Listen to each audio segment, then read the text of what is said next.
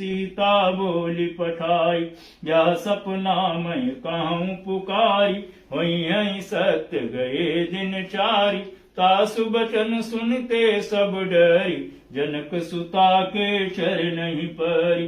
जह तह गई सकल तब सीता कर मन सोच, मास दिवस बीते मुहि मारहि निश्चर पोन।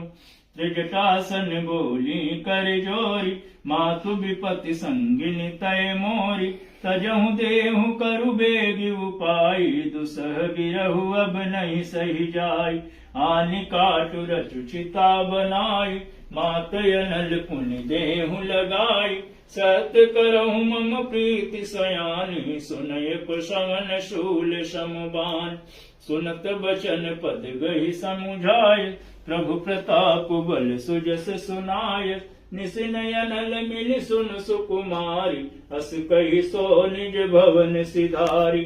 कह सीता विधि भा प्रतिकूला, मिलहि न पावक मिटहि न सूला। देखियत प्रगट गगन अंगारा, अवनि न आवत एक अवतारा। पावक मैं शशि शवत नयागी, मानहु मोहि जानिहत भागी। सुनहि विनय मम बिटप अशोका, सत्य नाम करु हरु मम शोका। नूतन कुशलय अनल समाना, देहि अग्नि जन करहि निदाना। देख परम विरहा कुल सीता, सोचन कपि कलप समुबीता।